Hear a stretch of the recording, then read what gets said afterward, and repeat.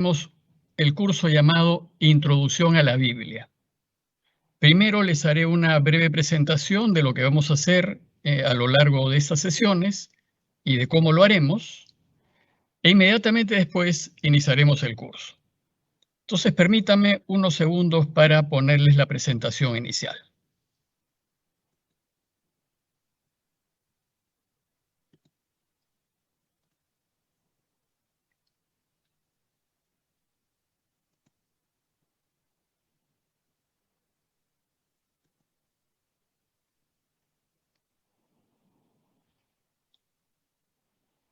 Bien, entonces voy a hacerles la presentación de este curso llamado Introducción a la Biblia. Perdón, un segundito. Ya. Entonces, lo primero que deseo hacer es explicarles qué cosa es lo que vamos a hacer en estas reuniones.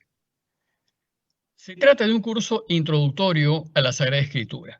Mi deseo en realidad es que descubran lo maravillosa que es la Biblia, que se apasionen de ella y que puedan, pues, orar con la Biblia. Es un curso introductorio. Esto quizás los anime para profundizar un poco más en este tema. Como saben, la Biblia reúne los libros sagrados del cristianismo. Y, por supuesto, si somos cristianos es muy importante conocerla, porque nos enseña el camino de Jesús y nos explica cómo tenemos que vivir a fin de volver a Dios y ser felices. Porque en el fondo lo que todos deseamos es ser felices. Entonces la Biblia es la enseñanza que nos ayuda a caminar ese camino que nos lleva a la felicidad. Bueno, en este breve curso seguiremos un enfoque histórico. Van a ver ustedes que toda la escritura está desde una perspectiva histórica, aunque no es histórica. O sea, no es historia, mejor dicho. Pero su enfoque es histórico. Se los voy a explicar ya con más calma cuando empecemos el curso. Y ese trasfondo histórico al que voy a hacer referencia frecuentemente ilumina, pues, los escritos bíblicos que tenemos delante. Bueno, ¿qué cosa es lo que vamos a hacer? ¿Qué veremos? ¿Qué va a comprender este breve curso? Bueno, se trata de 6 sesiones. Como ustedes ven, está dividida en 2 partes. Las primeras 3 sesiones son una presentación más bien general de la Biblia. La primera, de hecho, es una información general, la que vamos a hacer hoy día, que es el tema de sus autores, el problema de la autoría, los idiomas en los que fue escrita. En la próxima reunión veremos los textos. Van a ver ustedes que la cosa no es fácil, hay problemas de traducciones, hay problemas de números de libros, hay listas aprobadas, hay libros falsos. Les voy a comentar también y traer algunos ejemplos de estos libros falsos que se conocen con el nombre de apócrifos. Y para cerrar ese primer bloque de 3 sesiones, voy a comentar con ustedes las dificultades que hay en concreto para leerla. Dificultades por su diversidad, dificultades por la variedad de distintos libros que la componen, hay errores y voy a sugerirles pues alguna manera de poderla leer.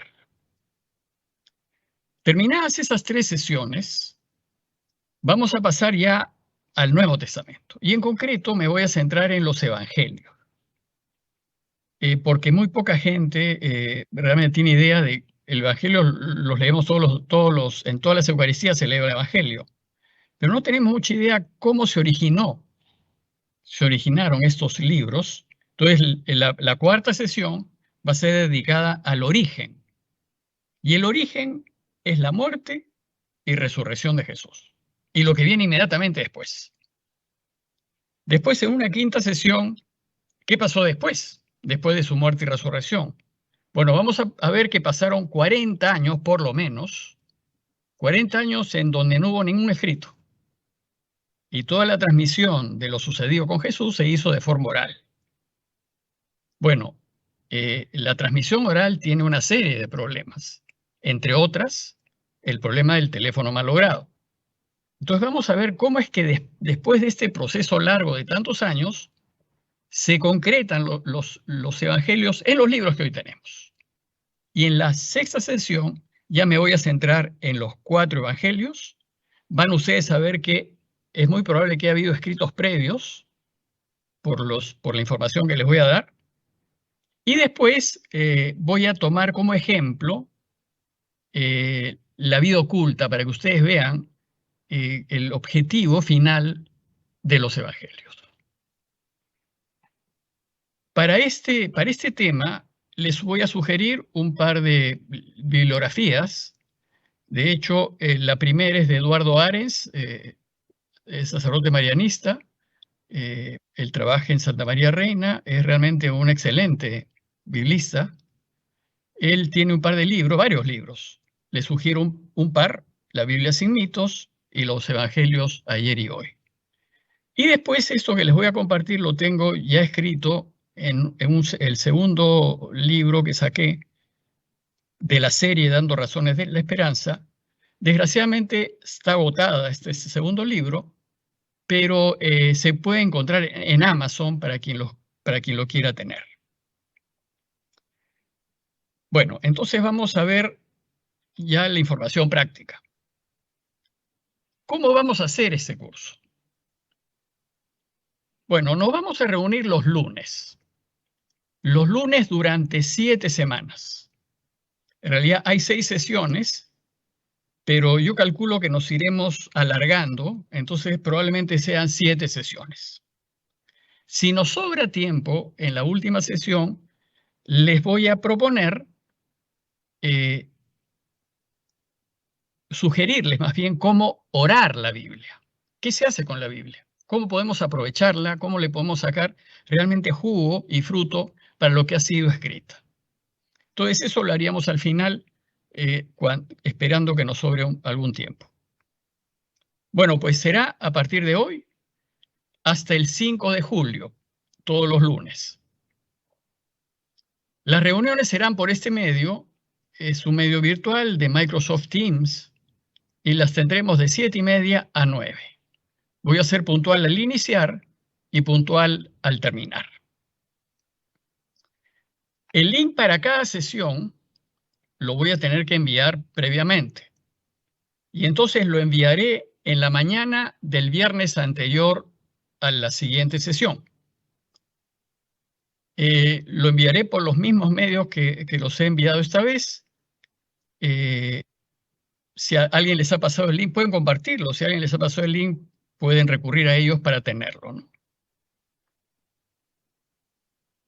Las sesiones las voy a grabar y al terminar cada sesión, bueno, es decir, no al terminar la reunión que tendremos los lunes, porque si nos alargamos, la sesión terminaría al iniciar el siguiente lunes. Entonces, al terminar la sesión, la editaremos rápidamente y la colgaremos. Les enviaré el link para si alguien la quiere tener. Como les dije, vamos a iniciar puntualmente y terminar puntualmente. Y los primeros 10 minutos de cada sesión a partir del próximo lunes los dedicaré a responder a las preguntas que me hagan por medio del chat. Ustedes en el Teams tienen ahí la posibilidad de escribir el chat y pueden hacerme algunas preguntas que las procuraré responder en el siguiente lunes, pero solo le quiero dedicar 10 minutos. Si son muchas las preguntas, bueno, seleccionaré algunas y responderé a las que me parecen más importantes para que todos conozcan. Y una vez que termine de responder a las preguntas, pues retomaremos el curso en donde nos quedamos en la sesión anterior. Bueno, pues esto es lo que veremos. Esta es la manera como lo haremos. Y para terminar esta breve presentación, solamente informarles que este curso está abierto a todos y es gratuito. Todos pueden compartir el link, no tengo ninguna dificultad con hacerlo. Pero al final de cada reunión les voy a poner en la pantalla la información necesaria por si alguno nos quiere ayudar económicamente a continuar este trabajo. Y esto porque el trabajo espiritual, este tipo de trabajo, como no es visible, distinto pues a un comedor popular, como no es visible, es difícil de financiar. Entonces, para poder apoyar pues nuestras obras espirituales y pastorales, el que desee pues pueda tener esa información. La información que les compartiré será esta. Ahora solamente se las muestro, pero al final de la reunión ya la dejaré ahí para que ustedes, los que quieran, puedan tomar nota. Ahora permítanme pues salir de esta presentación y empezar ya el curso.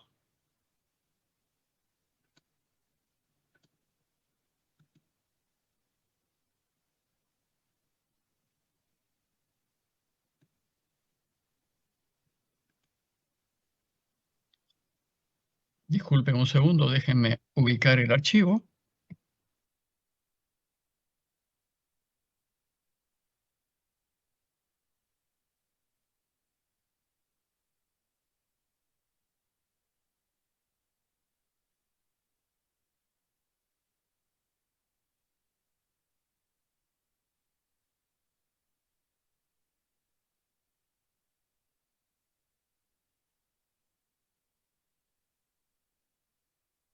Bien,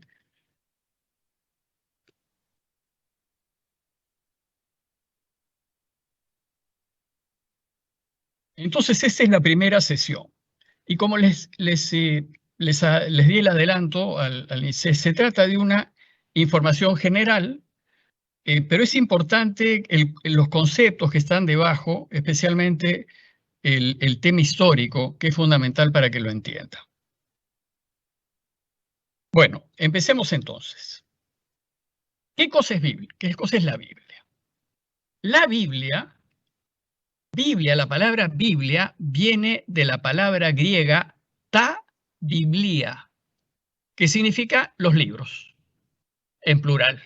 O sea, Biblia significa los libros. Por tanto, la Biblia que tenemos, en este caso, pues no sé si pueden verla, la Biblia que tenemos es un conjunto o una colección de libros. Es una pequeña biblioteca que reúne diversos libros y diversos escritos. La Biblia contiene los libros sagrados tanto del judaísmo como del cristianismo, de dos religiones. Y por lo tanto va a agrupar 73 escritos diferentes que a lo largo de los siglos, porque han pasado realmente más de casi 3.000 años, este libro, los primeros textos fueron escritos antes de, digamos, cerca del 1800, más que escritos, aparecieron oralmente, más o menos en el año 1800 antes de Cristo. Bueno, pues la Biblia, los libros estos, agrupan 73 escritos diferentes que la Iglesia considera sagrados. Y la Iglesia afirma que todos estos libros contienen todo lo que Dios nos ha revelado y son palabra de Dios. De hecho, en las Eucaristías, después de cada lectura, nosotros reconocemos, es palabra de Dios, es palabra de Dios. Bueno, pues esta conexión es fuente de toda la reflexión espiritual y teológica del cristianismo. El cristianismo usa la Biblia para su oración, usa la Biblia para su reflexión y usa la Biblia para sus celebraciones sacramentales y eucarísticas, ¿no? Y es fuente de toda la acción pastoral del cristianismo y de la vida del cristiano. Es pues fundamental en nuestra fe, ¿no? Y es sumamente importante que la podamos conocer. Bueno, pues la Biblia tiene dos grandes partes, el Antiguo Testamento y el Nuevo Testamento. El Antiguo Testamento solamente reúne los libros judíos de la religión judía, la religión de la cual, a la cual Jesús perteneció. Y que los primeros cristianos, Jesús, José, María, los apóstoles, todos eran judíos. Y tenían sus libros sagrados, que era lo que nosotros llamamos hoy el Antiguo Testamento. Bueno, el Antiguo Testamento, tanto los judíos como los cristianos, los consideran sagrados. Y el Nuevo Testamento solo reúne aquellos libros que solo los cristianos consideran sagrados. Bueno, la palabra testamento no, no significa, como nosotros solemos hablar en conversación ordinaria, no significa herencia, no el testamento que dejó el fulanito, ¿no? Ese es un término, cuando se usa así, del ámbito jurídico legal. En el ámbito religioso, ¿qué significa testamento? Es un término técnico que significa pacto, que significa acuerdo o alianza firmada entre Dios y su pueblo. Entonces, en lugar de testamento se puede decir la antigua alianza y la nueva alianza. Y el pacto consiste en que nosotros seremos su pueblo y Él será nuestro Dios. Es decir, Dios nos reconoce a nosotros como su pueblo y nosotros lo reconocemos a Él como nuestro Dios. Ese es el pacto. Ahora bien, el Antiguo Testamento trata de la primera alianza, el primer pacto, aquel pacto firmado entre Dios y su pueblo por medio de Moisés. Moisés es el mediador de la primera alianza y Moisés llega a un acuerdo con Dios, en donde Dios será el único Dios de Israel y para Dios Israel será el pueblo de su predilección. A este conjunto del Antiguo Testamento se le agrupa, este conjunto agrupa 46 libros sagrados que los judíos consideran sagrados y que son en su mayoría una interpretación de la historia del pueblo de Israel desde la perspectiva de Dios. Y solamente el Antiguo Testamento ocupa 4/5 partes de toda la Biblia, de toda esa biblioteca. 4/5 partes son del Antiguo Testamento. Bueno, y el Nuevo Testamento trata de la segunda o de la nueva alianza. Bueno, pues es aquella alianza firmada entre Dios y su pueblo, pero por medio de Jesús. O sea, nosotros lo que estamos diciendo es que Dios, gracias a Jesús, ha hecho un nuevo pacto, superior al anterior, entre Él y su nuevo pueblo, que es la iglesia.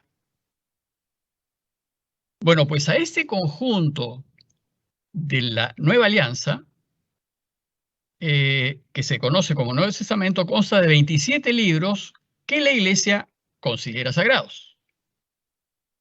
Recoge el Nuevo Testamento los dichos y hechos de Jesús y lo que se reflexionó en torno a él. Recoge las enseñanzas de Jesús a partir de su vida, muerte y resurrección, tal y como lo entendió la iglesia y lo interpretó desde los primeros tiempos. Entonces, ya de arranque les digo que la Biblia no es una historia, es una enseñanza. Cuando nosotros tomamos la Biblia, lo que vamos a querer saber es lo que nos quiere enseñar. Esa es la pregunta que hay que hacerle siempre, y no la historia que nos va a contar. Bueno, pues a la parte cristiana de la Biblia, llamada Nuevo Testamento, ocupa 1/5 parte del total de los escritos sagrados nuestros. Bueno, pues los judíos no aceptan los libros cristianos, porque para los judíos el cristianismo es otra religión, no tiene nada que ver, y más bien afirman que Jesús no tiene ninguna autoridad para hacer una alianza con Dios distinta a la que ya hizo Moisés con su pueblo. Como los judíos no reconocen que Jesús es el Mesías, entonces dicen que no tiene ninguna autoridad para hacer una nueva alianza. Para los judíos, la única alianza que existe es la primera, la que hizo Moisés en nombre del pueblo con Dios. Solo reconocen como sagrados entonces lo que los cristianos lo que llamamos el Antiguo Testamento. Ahora, para nosotros el Antiguo Testamento es fundamento y base para el Nuevo Testamento, porque Jesús leyó y oró los libros del Antiguo Testamento. Y así lo hizo la Iglesia, y así lo seguimos haciendo nosotros, porque usualmente la primera lectura es algún texto del Antiguo Testamento o alguna carta del Nuevo Testamento. Bueno, a partir del siglo II, el cristianismo empezó a llamar Antiguo Testamento a los libros judíos y Nuevo Testamento a sus propios libros, pero a partir del siglo II. Los cristianos entonces reconocen en Jesús al Mesías. Mesías, como saben, significa Cristo. Cuando nosotros hablamos de Jesús Cristo, estamos diciendo Jesús el Cristo o Jesús el Mesías.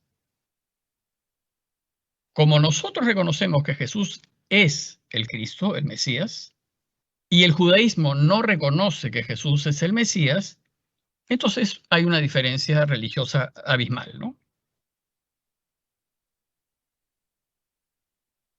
Los cristianos defienden que Él, Jesús, es el anunciado por los profetas del Antiguo Testamento, como aquel que va a realizar la nueva y definitiva alianza con Dios. Va a ser el que va a ser el nuevo pacto, el definitivo pacto entre nosotros y Dios.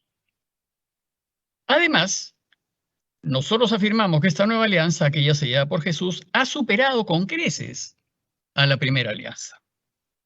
En consecuencia, lo que llamamos Biblia reúne 73 libros sagrados, 46 del Antiguo Testamento, 27 del Nuevo Testamento, y por motivos prácticos, estos libros se han subdividido en capítulos y versículos. Pero esta división es bastante reciente. La división en capítulos se hizo en la Edad Media, en el siglo XII.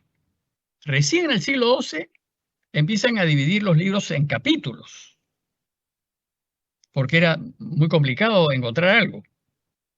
Y recién en el siglo XVI se divide en versículos. Entonces es relativamente reciente esta división, considerando pues la cantidad de años que tiene la Iglesia.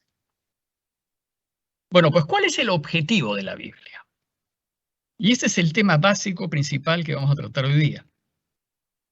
El objetivo de la Biblia es Dios, y solo Dios. Y la Biblia solo nos habla de Dios. Su intención es que nosotros nos demos cuenta y descubramos que Dios, ese Dios que camina con su pueblo y que lo acompaña a lo largo de su historia, es nuestro Dios. Y esta enseñanza acerca de Dios la va a hacer a través de relatos históricos. Pero su intención no es histórica, es enseñanza teológica. Lo importante es tener presente que el objetivo de la Biblia es teológico, es Dios.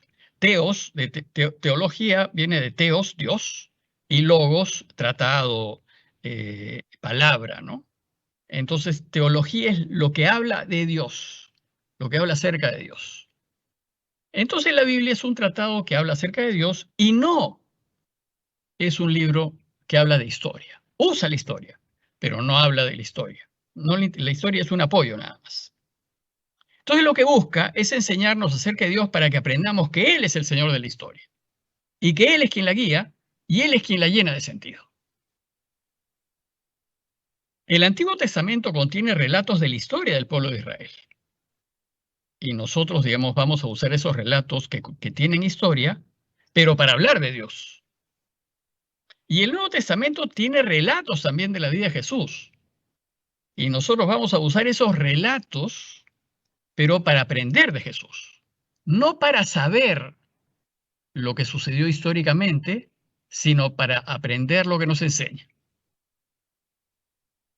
Si bien en ambos casos son relatos históricos, el objetivo de toda la Biblia no es histórico, sino teológico. Y aunque el objetivo es hablarnos de Dios, también nos enseña acerca de los hombres, cómo nos tratamos unos con otros, nos enseña acerca de todo lo que existe, Pero todo ello en su relación con Dios. Nos va a enseñar, por ejemplo, temas como el tema del mal, el tema de la muerte, el tema de la felicidad eterna, pero todo ello en referencia a Dios. Sus libros entonces buscan revelarnos su voluntad, mostrarnos los planes que tiene para nosotros y para toda la creación. Luego, toda pregunta que no sea acerca de Dios y de sus planes para nosotros no va a encontrar respuesta en esta colección. El problema es que muchos van a buscar respuesta a temas históricos y el libro no está hecho para darnos respuestas de temas históricos, sino para enseñarnos acerca de Dios. El que busque respuestas acerca de otras cosas que no sean Dios va a tener que irse a otras ciencias y a otros expertos que los puedan ayudar. Quien no tiene claro lo que pretende la Biblia puede pensar, por ejemplo, que en el relato de la creación del Génesis, de los primeros 2 capítulos de Génesis, la Biblia nos quiere enseñar cómo es que aparece el hombre en el mundo y cómo fue todo lo creado. El que no tiene internalizado que la Biblia no nos enseña ciencia, va a ir a buscar y va a leer los primeros capítulos como si fuesen una enseñanza científica. Y van a pensar que en esos primeros capítulos nos enseña el cómo. Cómo es que el hombre aparece en el mundo y cómo aparece todo lo creado. Sin embargo, lo que nos enseña es que Dios lo creó todo. Que todo lo que existe es obra de Dios y además que lo hizo bien. Eso es lo que nos enseña. La pregunta entonces que hay que resolver después es, si Dios lo creó todo y todo lo hizo bien, ¿por qué hay mal en el mundo? Eso lo va también a responder la Biblia con el relato de Adán y Eva. Pero ya lo veremos, son enseñanzas, ¿ah? Todas son enseñanzas. La Biblia pues no nos quiere enseñar que Dios hizo al hombre de barro. Esa no es la tarea de la Biblia, no es enseñarnos cómo se hizo el hombre. Nos quiere simplemente enseñar que Dios hizo al hombre y que lo hizo bien. ¿Cómo lo hizo? Es un tema que las ciencias nos van a tener que explicar. Las respuestas a preguntas acerca del cómo lo hizo corresponden pues a las ciencias apropiadas. Por tanto, cualquier pregunta acerca del cómo está fuera de lugar. La Biblia no te va a responder eso. Y cuando tú le quieres pedir una respuesta a la Biblia vas a encontrar una serie de contradicciones, porque no está hecha para eso. Y no puede ser respondida por la Biblia. Atendiendo entonces a lo que los libros de la Biblia fueron escritos, a que los libros fueron escritos para que conozcamos a Dios y volvamos a Él, las preguntas que sí podemos hacerle a la Biblia son aquellas relacionadas con nuestra vida y nuestra felicidad. Esas preguntas sí, porque dice relación directa con Dios. Por ejemplo, le podemos preguntar a la Biblia, ¿quién es Dios? ¿Qué es lo que Dios quiere? ¿Qué es lo que Él quiere de nosotros? ¿Qué tenemos nosotros que hacer y qué tenemos que elegir para volver a Él? ¿Cómo podemos vivir para ser felices? Esas son las preguntas que nosotros tenemos que hacerle a la Biblia. Pero no podemos preguntarle cómo es que Dios hizo al hombre. Porque no es un libro de ciencia, es un libro de teología. Cuando leamos la Biblia, entonces tenemos que ser conscientes de lo que ella nos quiere transmitir. Y en consecuencia de lo que ella nos puede y no nos puede enseñar. No hay que buscar pues ni esperar respuestas que no nos podrá dar. Por ejemplo, hay movimientos fundamentalistas, usualmente de sectas, que por necesidad de seguridad o falta de estudios, le hacen decir a la Biblia lo que no está escrita para decir. Les he puesto acá el caso de History Channel o National Geographic. Los programas bíblicos que tienen estos canales son un desastre, porque toman el hecho como si fuera histórico. Y entonces, como se habla del arca de Noé, van a buscar un arca. No, no es eso. Las historias que nos cuentan son fundamentalmente enseñanzas. Y entonces todos estos canales que hablan de la Biblia no tienen la menor idea en realidad de lo que está detrás de la Biblia. Y entonces van a buscar el hecho histórico que según ellos nos quiere relatar. Entonces, como la Biblia es una colección de libros, cada libro tiene su objetivo concreto y particular, cada libro es distinto. Sin embargo, todos ellos comulgan y armonizan con el objetivo global de la Biblia: hablarnos de Dios y sus cosas a fin de que volvamos a Él y vivamos para siempre y seamos felices.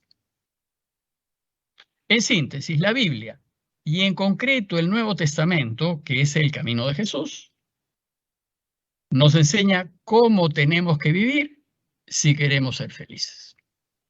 Y por ahí tiene que ir nuestras preguntas. Y por ahí tenemos que profundizar y tenemos que tomar el texto y querer desentrañar la enseñanza que nos está mostrando para descubrir cómo hay que vivir la vida, para descubrir que la vida es bonita, la vida tiene sentido.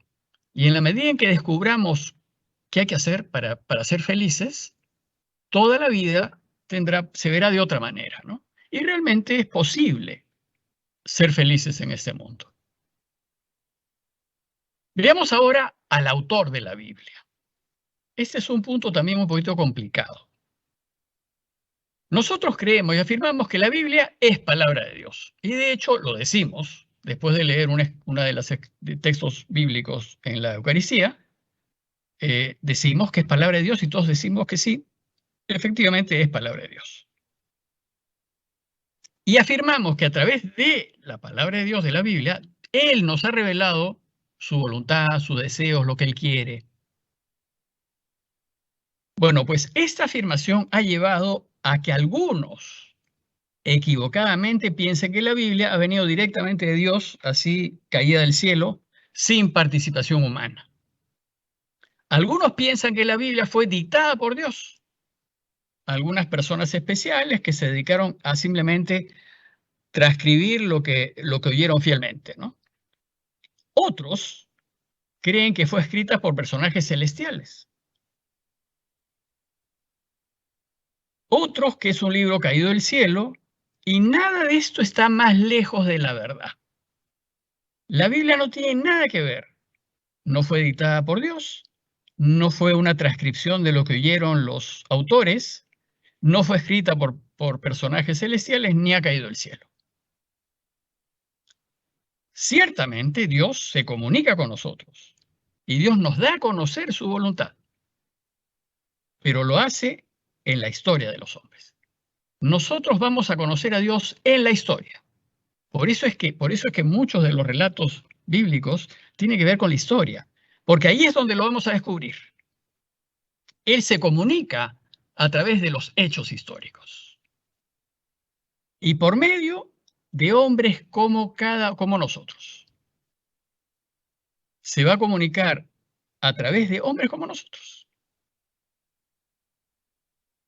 Para los creyentes, Dios no hace magia. Dios no actúa al margen de las leyes físicas. Él ha creado, la creación la ha hecho con leyes que Él va a respetar. Y Dios no se va a saltar las leyes físicas.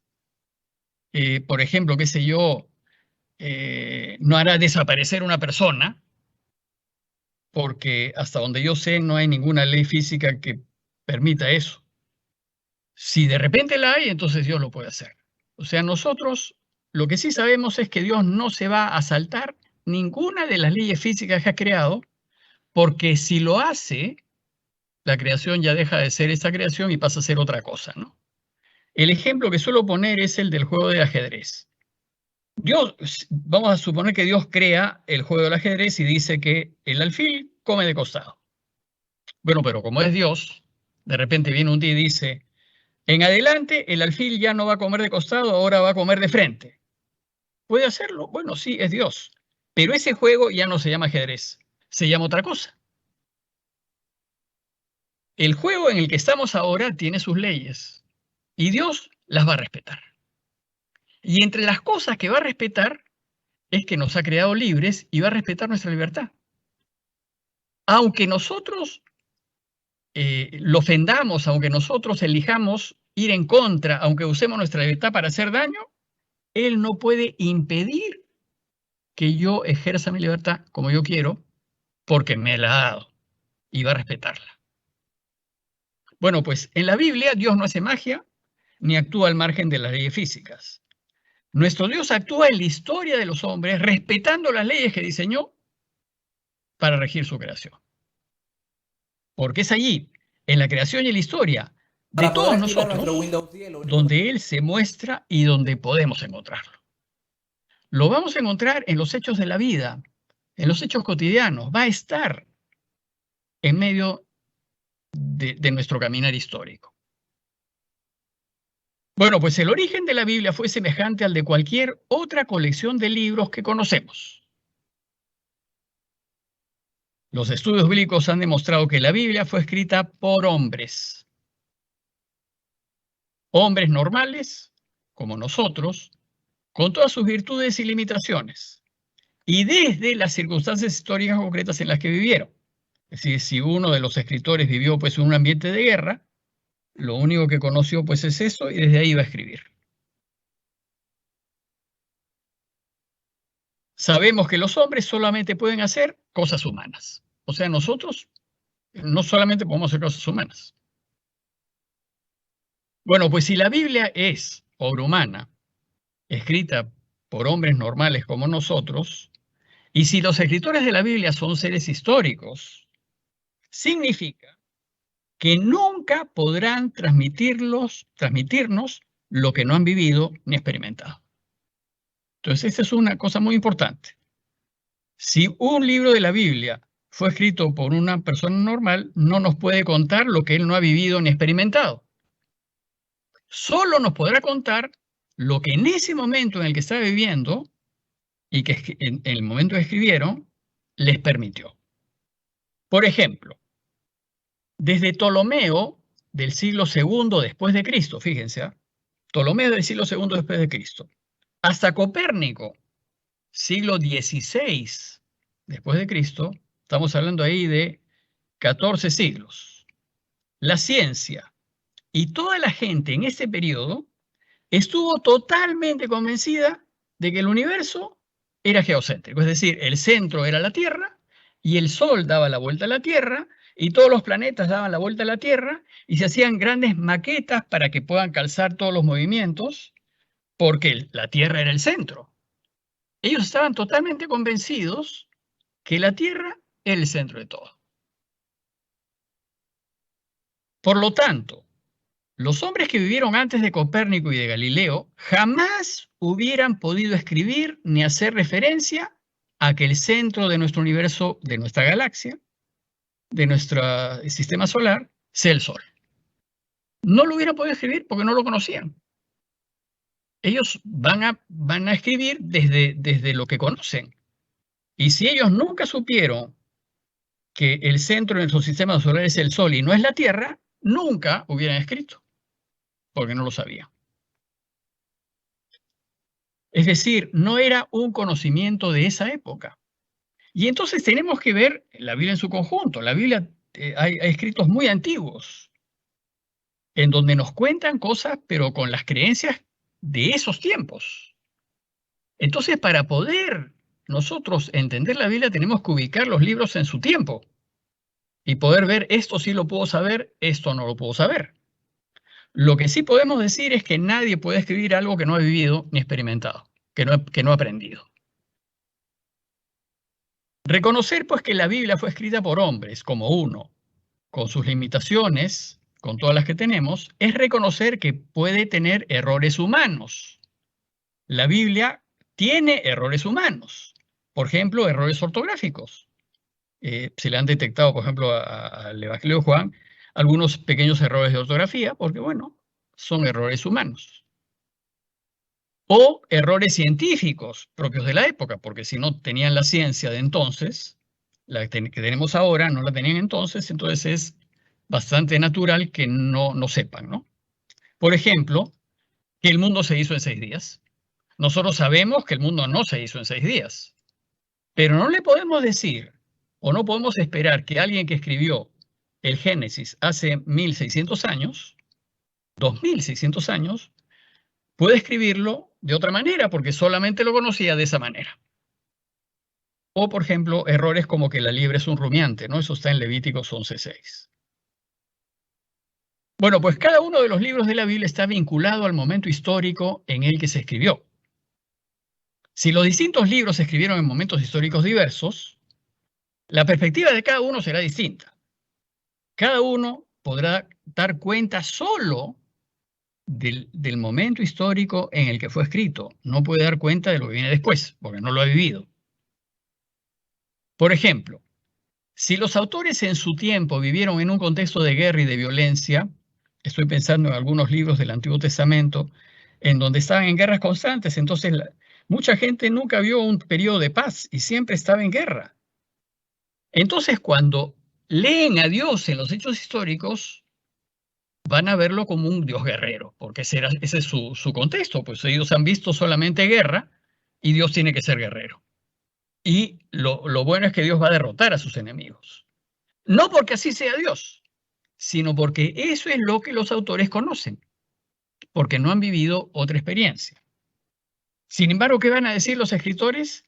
Ese Dios guerrero que ellos describen será uno que salva y sobre todo busca el bien y la justicia. Lo van a describir como guerrero, lo van a describir luchando a favor de Israel y derrotando a los enemigos de Israel, pero va a ser un Dios justo, un Dios bueno, un Dios que salva. Lo que tenemos que entender es, cuando leamos ese tipo de expresiones, que hay muchas en el Antiguo Testamento, tenemos que entender pues que esos libros fueron escritos en un contexto distinto al que nosotros tenemos y por lo tanto ese autor solo va a ver el mundo desde su perspectiva.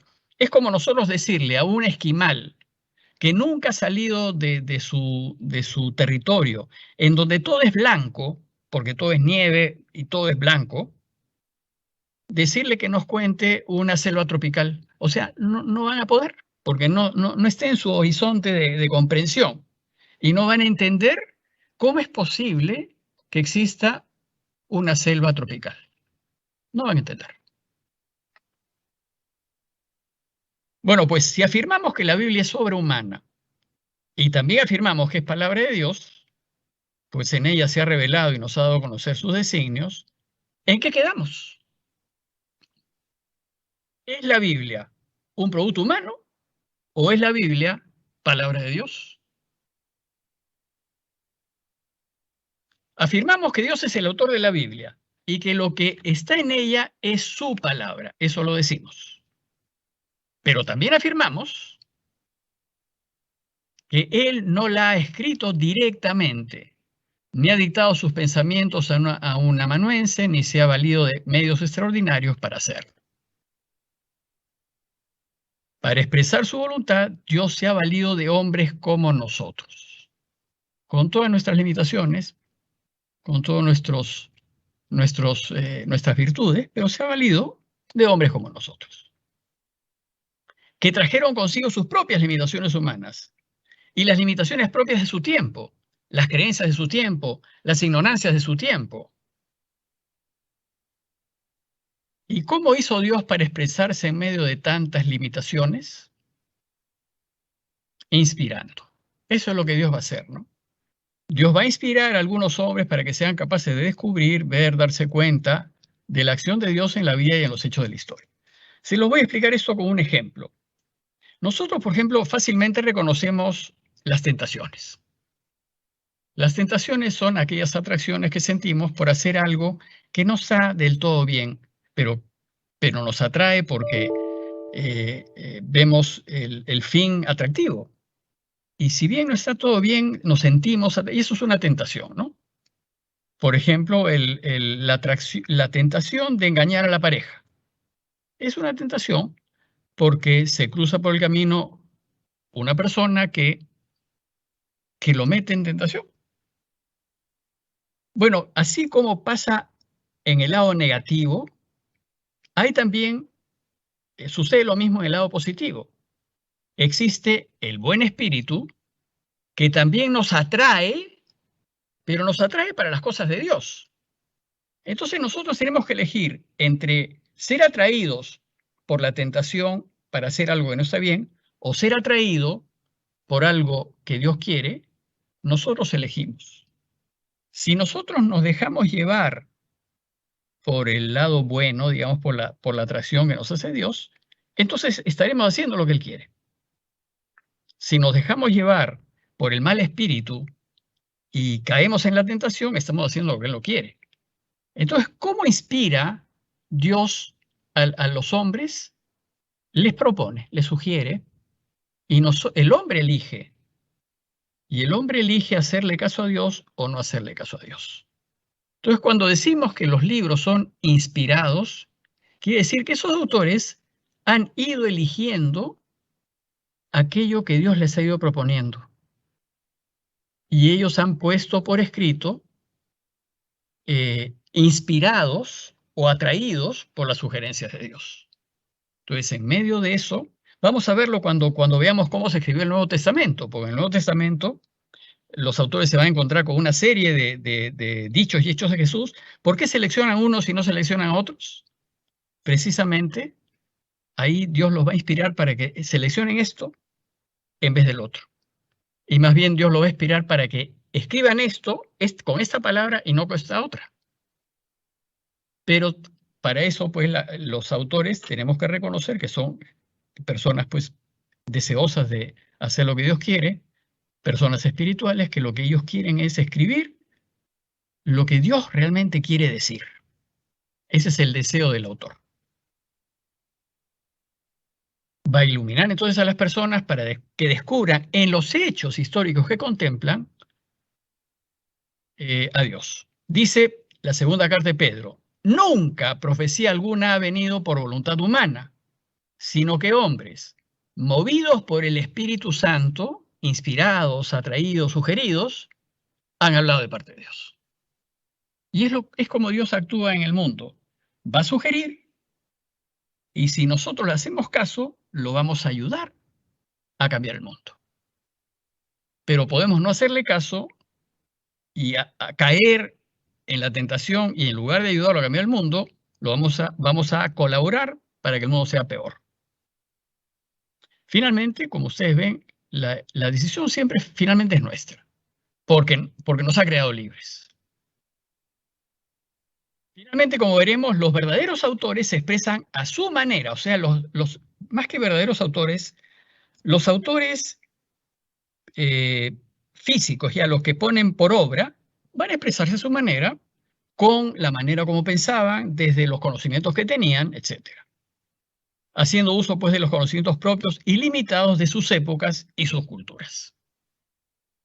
Por ejemplo, si los autores bíblicos en su tiempo creyeron que la Tierra era plana, porque así lo creían todos, escribirán, pues, que la Tierra es plana, aunque sabemos que es redonda. Pero que digan que la Tierra es plana no es un error, porque en ese tiempo todo el mundo creía que la Tierra es plana. Nosotros sabemos que es un error, pero no lo sabían en su tiempo. Entonces, si los autores bíblicos creyeron que la Tierra es plana, la escribirán así, como plana. La gracia inspiradora no hará que ellos digan que es redonda. Así no actúa Dios. Ellos seguirán viendo la Tierra plana porque así lo saben, pero sí podrán, inspirados, llegar a decir que Dios actúa con bondad en esa tierra que ellos consideran plana. Espero que este ejemplo haya ayudado un poquito más. Bueno, pues en conclusión, Dios es el autor de la Biblia. Y el mensaje que ella nos transmite es su palabra. Pero se ha valido de autores humanos para expresarse. Y se ha expresado con palabras de los hombres de su tiempo.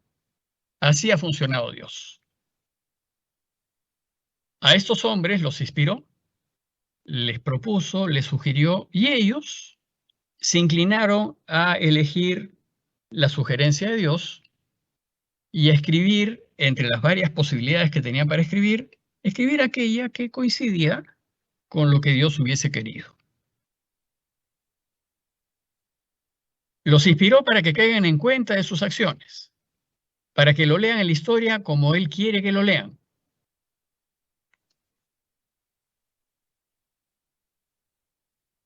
Y bueno, dicho esto, entonces ahora pasemos a los idiomas de la Biblia. En conclusión, solamente decirles que nosotros afirmamos que el autor de la Biblia es Dios, pero a través de hombres, que son los que físicamente pusieron por escrito las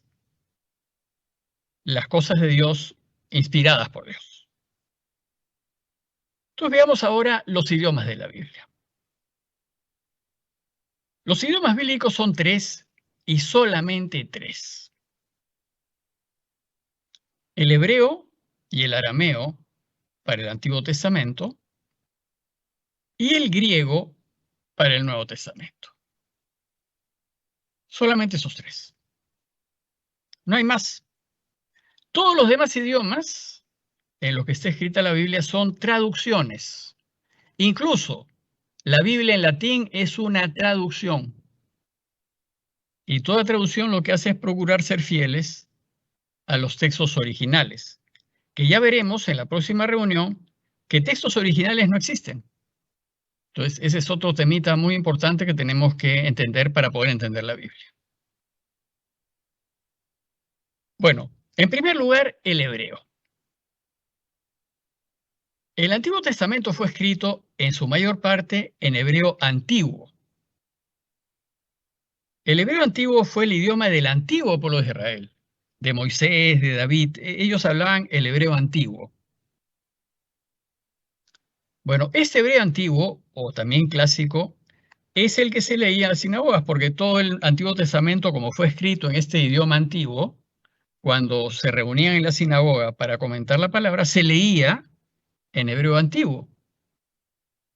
Seguramente Jesús sabía leer hebreo, el hebreo antiguo, porque él conocía muy bien la escritura y además le explicaba en la sinagoga cuando había que explicar. Entonces, pero de hecho, el Antiguo Testamento, en su mayor parte, casi todo, está en hebreo antiguo.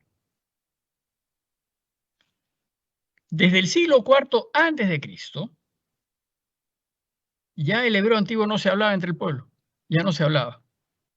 Y se convirtió solamente en un idioma de culto. Solamente servía para la sinagoga, solamente servía para leer las escrituras, algo así como el latín en tiempos relativamente recientes.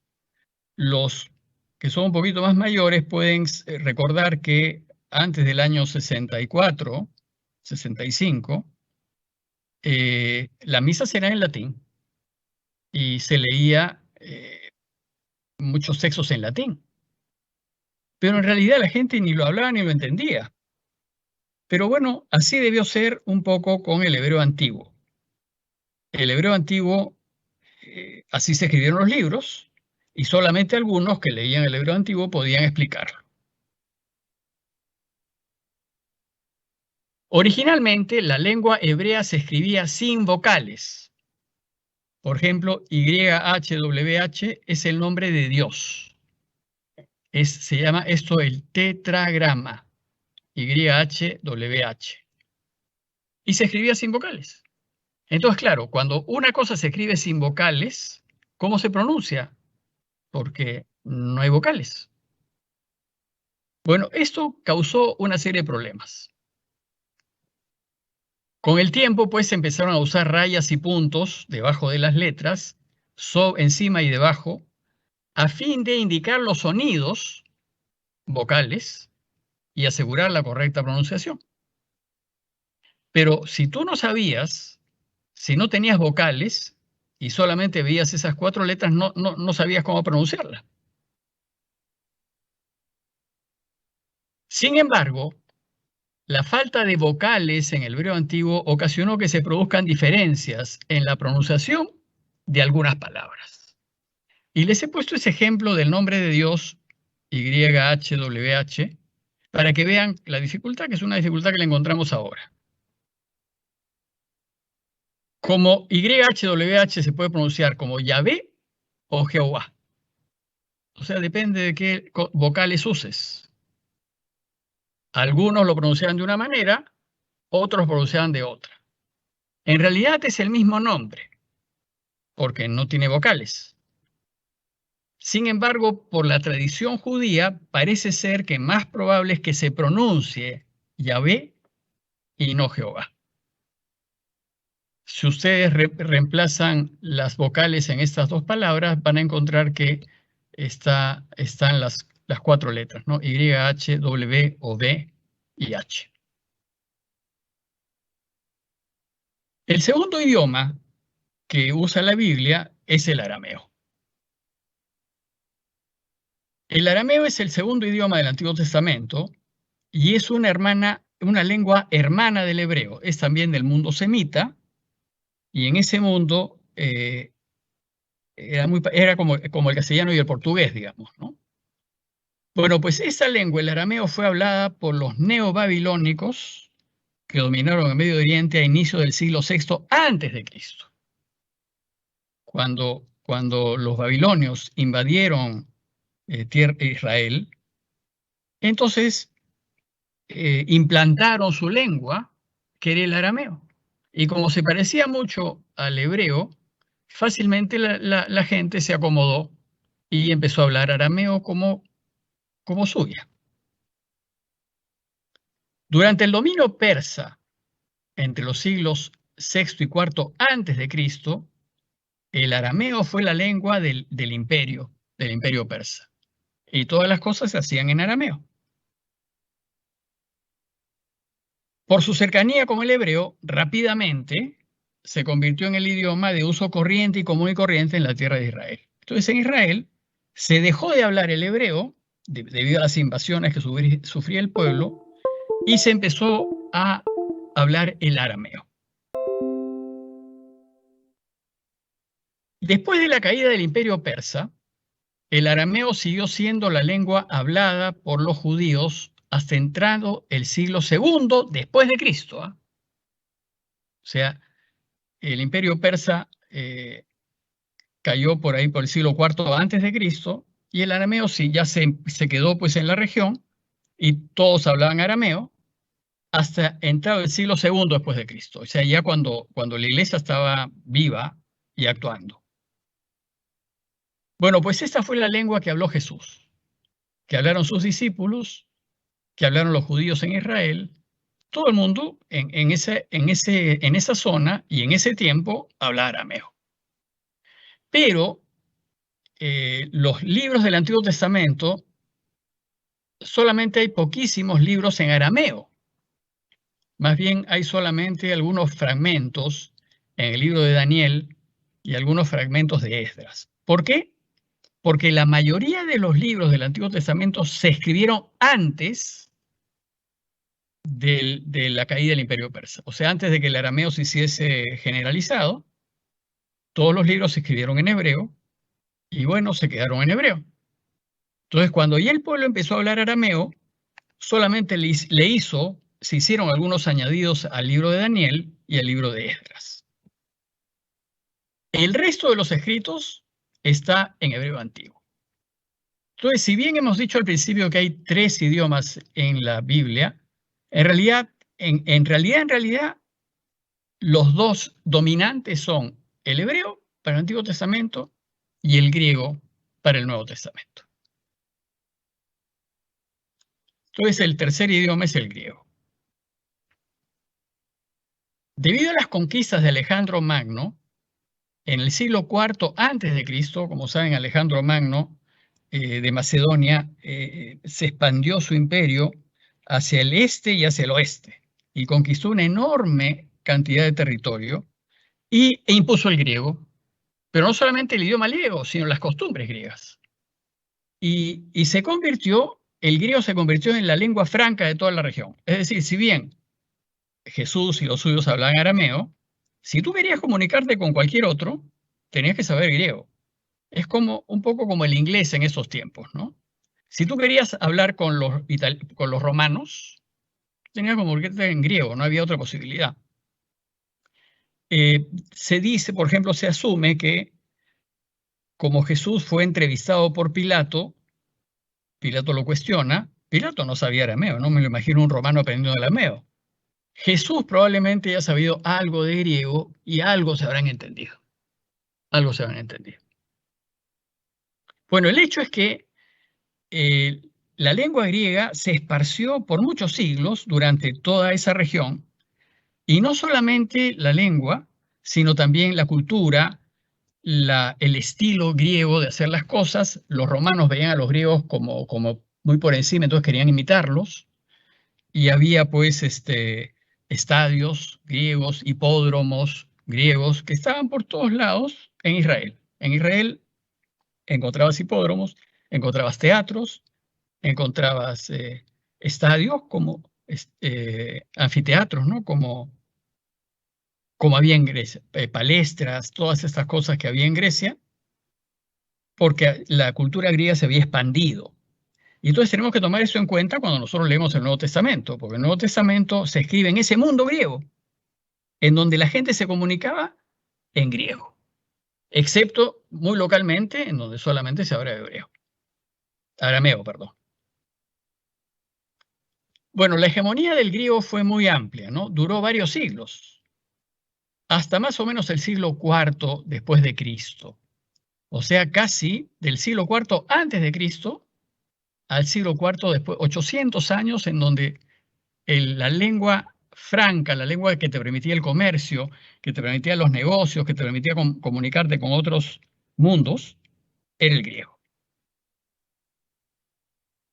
Más aún, la cultura griega se convirtió pues en la cultura prevalente de los pueblos mediterráneos. Solamente para que ustedes se ubiquen, en el Nuevo Testamento hablan de la Decápolis. Bueno, Deca es 10, polis es ciudad.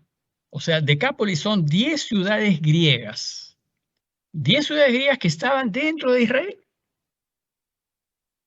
que estaban al este del río Jordán, la mayoría. Para que ustedes vean cómo influyó el griego en toda esta época, ¿no? Herodes va a estudiar griego.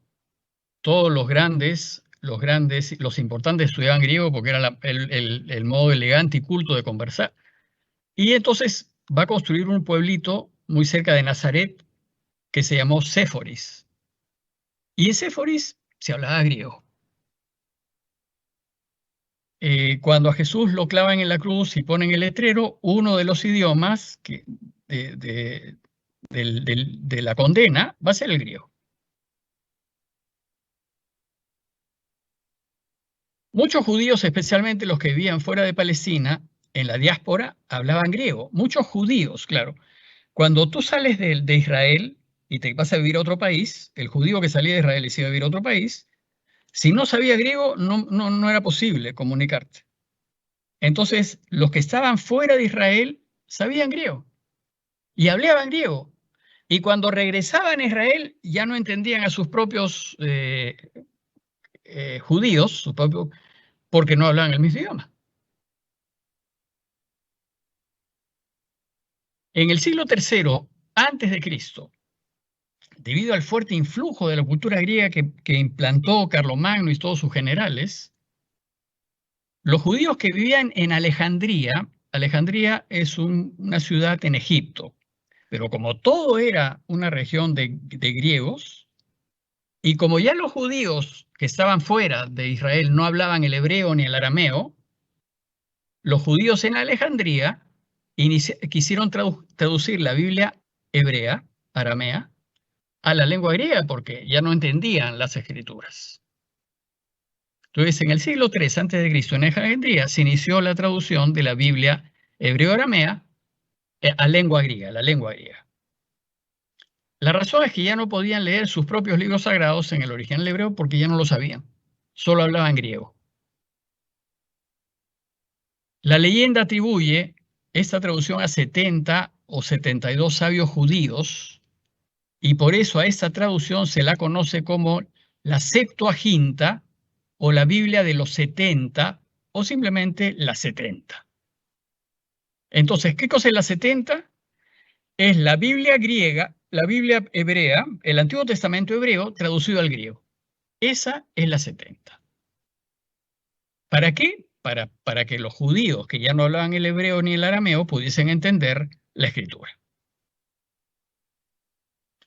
La 70 incluye algunos libros en griego que el judaísmo posterior rechazó. Entonces, ¿qué hicieron esos de la 70?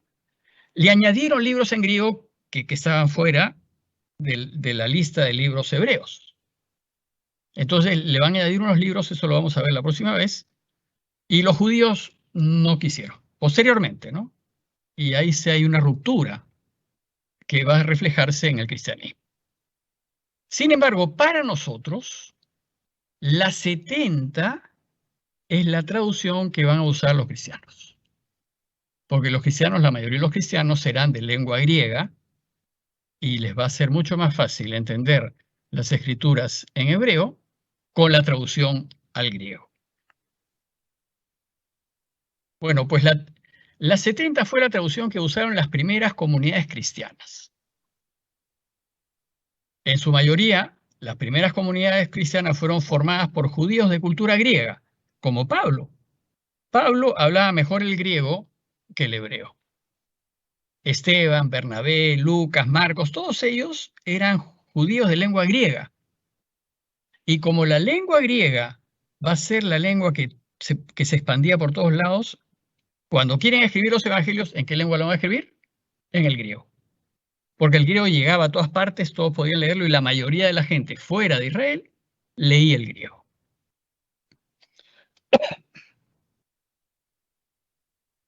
Bueno, pues el Nuevo Testamento fue todo escrito en el griego que hablaba la mayoría.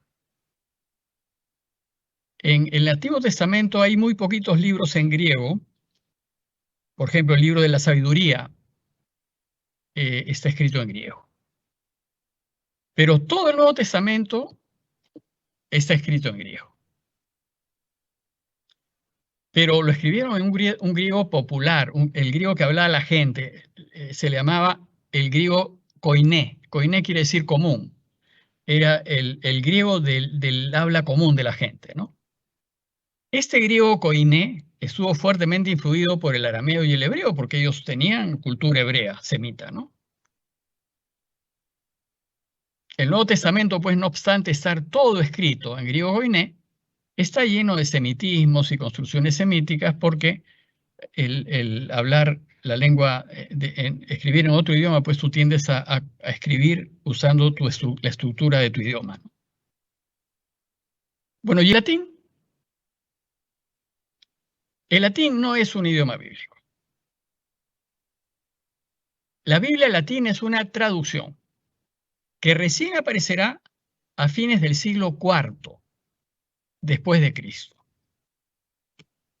cuando la iglesia encarga a San Jerónimo traducirla al latín. Entonces, ¿qué fue lo que pasó? Durante todos estos siglos en donde predominó el griego, el Imperio Romano cada vez se fue haciendo más fuerte y superior a Grecia, y entonces empezaron a imponer ya su idioma y su cultura. Y los romanos hablaban el latín. Entonces cada vez se fue haciendo el latín más extendido. En el siglo IV, cuando a la iglesia le permiten ya expresarse en público, cuando terminan las persecuciones, y Constantino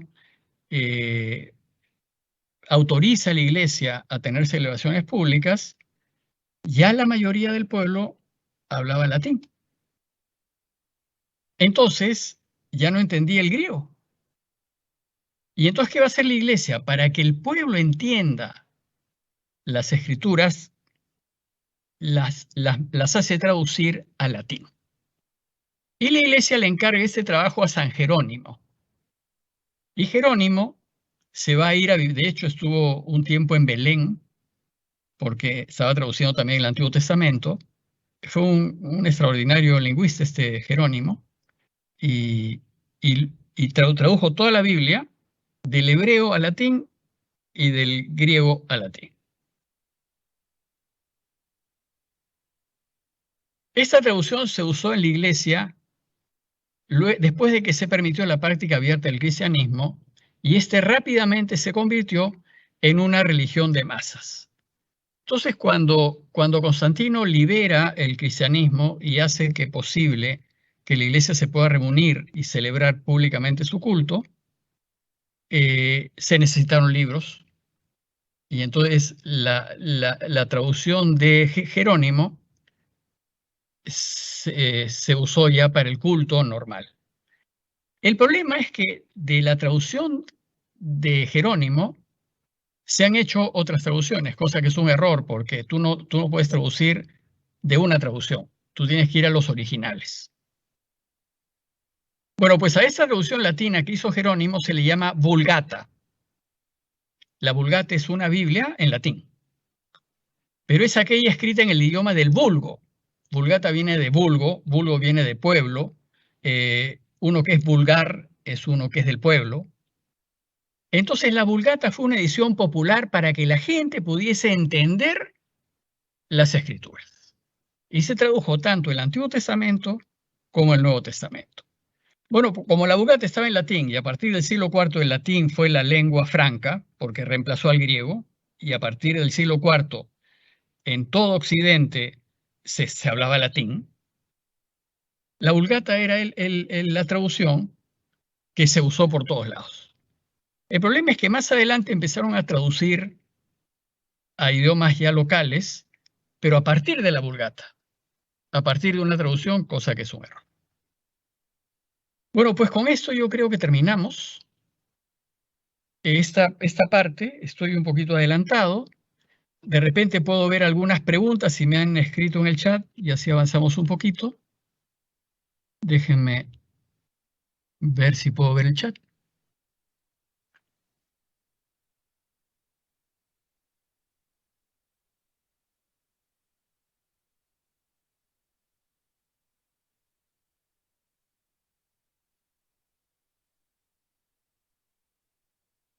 Bueno, no hay preguntas ahora, por lo menos no aparece aquí. Ah, sí, a ver, un momentito.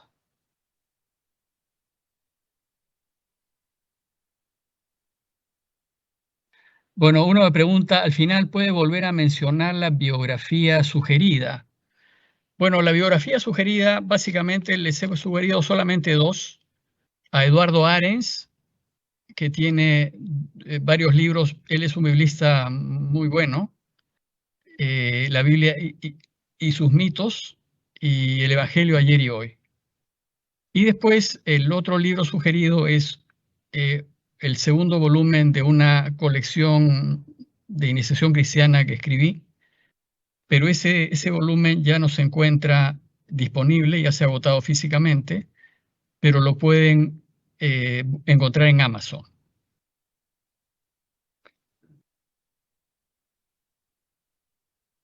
A ver, otra pregunta. Sí, acá uno pregunta, si bien la Biblia no es un libro histórico, sin embargo contiene hechos históricos, sí. Sí, por ejemplo, y aquí dice como la muerte de Juan Bautista, por ejemplo, sí, tiene hechos históricos, ¿no? O sea, se basa, para transmitirnos una enseñanza, se basa en hechos históricos. De hecho, por ejemplo, la muerte de Juan Bautista es un relato, es una historia que también la cuenta el historiador Flavio Josefo. El tema es que Flavio Josefo no coincide exactamente con lo que cuenta Marcos, ¿no? Pero sí, digamos, hay hechos históricos, ¿no?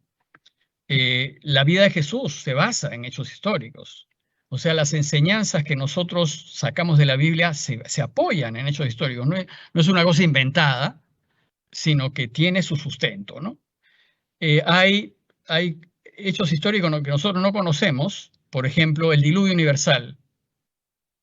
Pero sí sabemos que otras culturas también narran el diluvio universal. Nosotros aquí nomás en el Perú, en la selva, los aguarunas tienen unos mitos que hablan del diluvio universal. Y así en muchos otros pueblos se habla de ese diluvio universal. Lo que no es histórico es que Noé haya metido una barca a todos los animales en pareja, porque eso es imposible. Es imposible, simplemente tendrías que tener un buque del tamaño de la Tierra para que puedan entrar todos los animales del mundo, ¿no? Eso en realidad el tema es más teológico. Dios lo que quiere es recomponer una creación que había fallado a su pacto, ¿no? Y recomponerla, darle una nueva oportunidad. Entonces, ya tiene otro sentido, pero seguramente algo pasó en esos siglos, algunas lluvias cataclísmicas que hicieron pues que varias culturas mencionasen el diluvio y que también lo mencione la Biblia. Pero, por ejemplo, aprovechando eso, hay relatos bíblicos que uno dice que no puede ser histórico, pues, ¿no? Como por ejemplo, el relato de Adán y Eva, del fruto prohibido, ¿no? De arranque, la serpiente habla, y nosotros sabemos que la serpiente no habla, pues, ¿no? Entonces, ¿qué es lo que está haciendo? Está usando un estilo semejante al de las fábulas, en donde en las fábulas los animales hablan. ¿Para qué? Para enseñarnos. Las fábulas tienen como fin enseñarnos. De la misma manera, el Antiguo Testamento usa estos vehículos para enseñarnos algo. En el caso de Adán y Eva, lo que nos quiere enseñar es cómo es que aparece el mal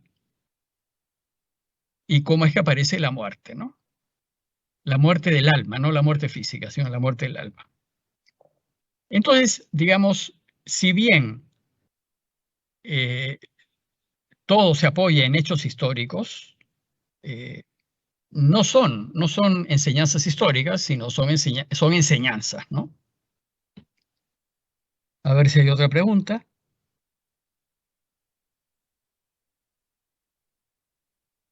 Aquí me preguntan acerca de las traducciones. Como mañana vamos a ver las dificultades que hay en la Biblia, mañana les voy a hablar el próximo lunes que nos reunamos, les hablaré de las traducciones.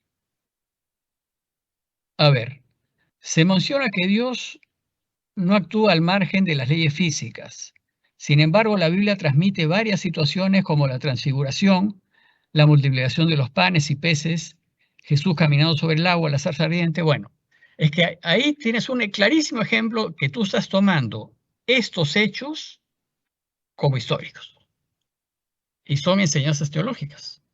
La transfiguración en concreto, la enseñanza de la transfiguración es adelantar Jesús les acaba de decir a sus discípulos que lo van a matar. Y los discípulos habían caído en una tristeza enorme, no lo van a matar, se va a acabar todo esto. Entonces, ¿qué hace Jesús? Los lleva al monte, que algunos dicen que es el monte Tabor, y los hace vivir una experiencia espiritual. Esta experiencia espiritual que la describen como la transfiguración, pero es una experiencia interna, personal, íntima, para enseñarle a sus discípulos que lo que les espera de este camino es la gloria. O sea, todos llegaremos a ser transfigurados como el Señor lo fue, se adelantó en ese tiempo, ¿no? La dificultad que tenemos es que nosotros le damos valor físico a una enseñanza, ¿no? Y entonces ahí se nos confunde la cosa porque efectivamente, si bien los evangelios son enseñanza, están escritos en forma de biografía, pero no son biografía. Usan ese estilo para hacerlo más atractivo, más fácil de entender, más fácil de enseñar, pero los evangelios no son biografía, son enseñanzas. Entonces va a haber varios pasajes, algunos que ciertamente tienen una ancla histórica muy fuerte y clara, como el hecho de la muerte del Bautista, pero otros que son más bien enseñanzas teológicas. Por ejemplo, los Reyes Magos. Los Reyes Magos es una enseñanza puramente teológica, no es una enseñanza histórica. Más aún, el Papa Benedicto escribió, ¿no?, que hay que entender el relato de los Reyes Magos no como un hecho histórico, sino como una enseñanza teológica. En realidad, si uno dice, bueno, ¿existieron los 3 Reyes Magos?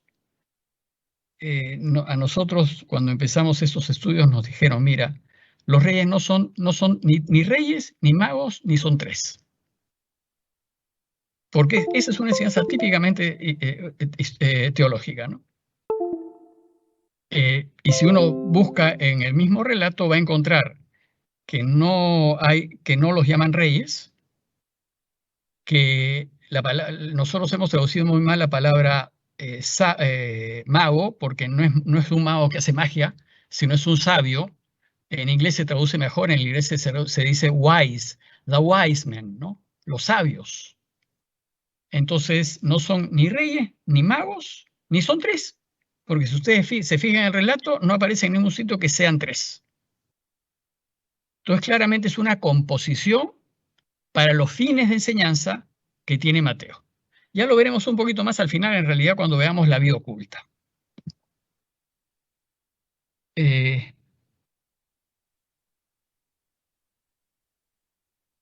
A ver. Bueno, aquí me hablan de las tablillas sumerias. ¿Qué son? Bueno, son tablillas cuneiformes, ¿no? Los sumerios tenían una escritura en forma de conitos, cuneiforme, que escribían sobre arcilla, y muchas de esas eran sus libros, y muchas de esas tablillas en arcilla se han conservado hasta hoy. Pero, digamos, no tiene directamente nada que ver con, directamente, ¿no? Probablemente hay algún tipo de influjo.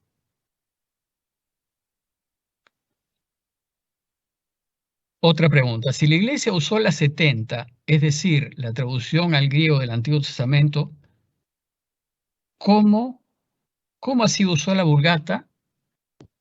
A ver, vamos a ver. La Iglesia usa la 70 porque la traduce del hebreo al griego. Entonces la 70 es una traducción griega. La Vulgata es una traducción latina. Cuando pasan los siglos y ya el pueblo no entendía el griego, es necesario que esa traducción griega la traduzcan al latín. Entonces, la Vulgata es una traducción latina posterior, bastante posterior, y que va a traducir la Biblia de los 70 porque esa fue la que usaron los primeros cristianos, y va a traducir todos los escritos del Nuevo Testamento que están en griego, los evangelios y las cartas, y las va a traducir al latín. Pero Jerónimo también, como les dije antes, tradujo los libros del Antiguo Testamento que estaban en su gran mayoría en hebreo.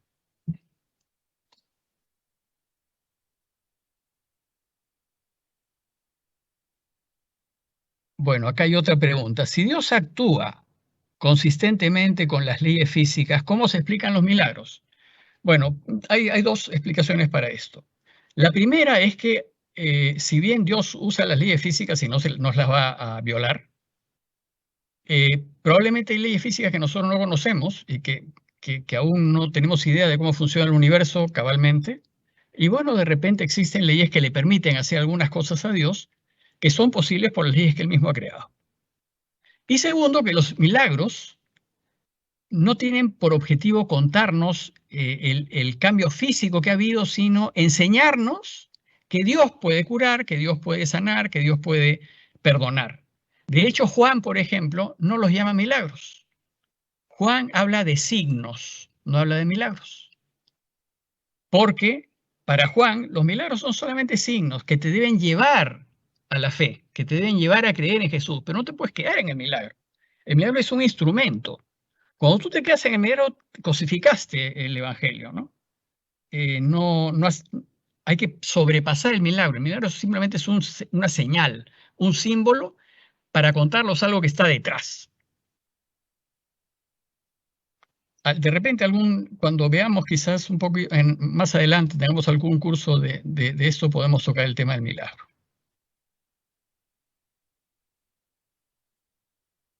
¿Cuál fue el emperador o autoridad que popularizó la vida en latín? Bueno, en realidad el emperador que permitió que la iglesia tuviese un culto público fue Constantino. Pero después de Constantino hubo ahí un intento de regresar a la religión pagana con un emperador posterior, uno de sus descendientes de hecho. Finalmente, en el siglo V ya todos los emperadores eran cristianos. Pero los emperadores eran autoridades civiles, no eran autoridades religiosas. Quien mandó a Jerónimo a traducir la Biblia al latín fue el Papa de la época, que no recuerdo en ese momento cómo se llamaba. Pero la Iglesia es la que traduce al latín. Al imperio no le interesaba, tenía sus propios temas, ¿no? Conquistas, guerras y esas cosas. Es a la Iglesia la que le interesó que la gente pudiese entender la Escritura. Y por eso las autoridades de la Iglesia se preocupan de traducir las escrituras al latín.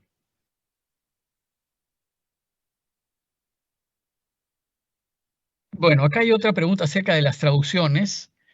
Esto lo voy a comentar la próxima vez porque ahí lo voy a ver junto con todas las dificultades que hay en torno a la Biblia. Respecto a las tablas de la ley que llevó Moisés a su pueblo. Bueno, evidentemente es metáfora. ¿La escritura es metáfora o se realizó tal cual? Es que ese es el tema. Cuando les digo que la Biblia es teología, no podemos tomar el texto tal cual.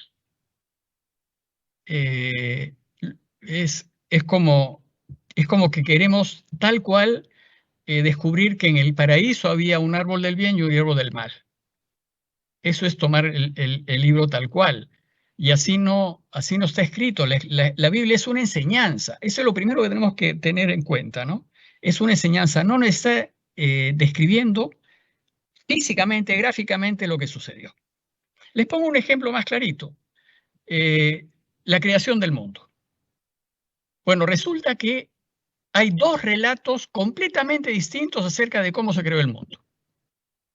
El primer capítulo del Génesis, el primero, nos dice que el mundo se creó en 7 días.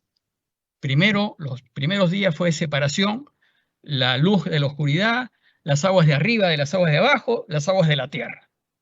Y los otros 3 días fueron de creación positiva, en donde Dios creó las plantas, los animales y finalmente el hombre. Y el séptimo día descansó. Bueno, pues ese primer relato de la creación en 7 días es un relato mucho más moderno que el segundo capítulo. El segundo capítulo es otro relato de la creación, completamente distinto al primero. En el segundo relato empieza Dios creando primero al hombre. En el primero, el hombre fue creado al final. En el segundo, lo crea al inicio y lo crea de barro. Ese es un segundo relato. Entonces, si yo les pregunto, bueno, estos dos relatos, uno detrás de otro, completamente opuestos, ¿cuál de ellos es el verdadero? Bueno, pues los dos son verdaderos, porque la Biblia no nos está enseñando cómo creó Dios el mundo. Nos está enseñando, el primer capítulo nos dice que todo lo creó bien, y efectivamente cada vez que termina una obra creadora, dice el texto, y vio Dios que estaba bien, y así terminó ese día. Después vuelve a crear otras cosas, y vio Dios que estaba bien, y finalmente el sexto día, vio Dios que todo lo que había creado estaba bien, y así terminó su creación, y el séptimo día descansó.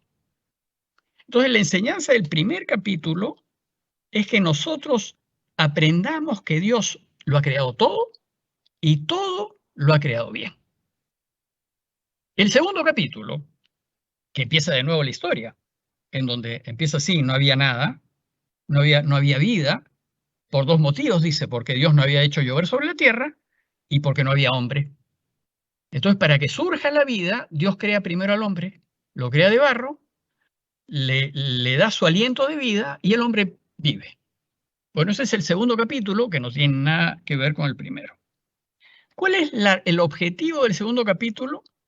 Es enseñarnos, si Dios todo lo creó bien, enseñarnos entonces por qué hay mal en el mundo. ¿Qué es lo que ha pasado? Bueno, ese es el segundo capítulo, que es también una enseñanza. Cuando nosotros tomamos al pie de la letra esos dos capítulos, vamos a equivocarnos siempre, porque el objetivo no es enseñarnos cómo. Y lo mismo vamos a ver con, lo mismo podemos decir de las tablas de la ley, son enseñanzas, son enseñanzas.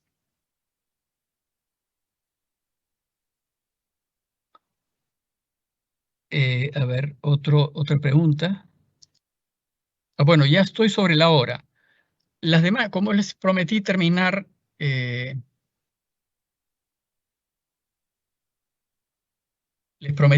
a tiempo, entonces ahora solamente les voy a presentar la diapositiva final y en la próxima, el próximo lunes retomamos los primeros 10 minutos, las preguntas que me quedan, y continuamos ya con la segunda sesión.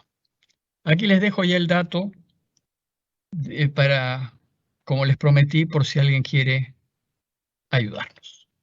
Entonces los dejo con esto. Les agradezco mucho la la atención y nos veríamos el próximo lunes a las 7:30. Muchas gracias a todos y buenas noches.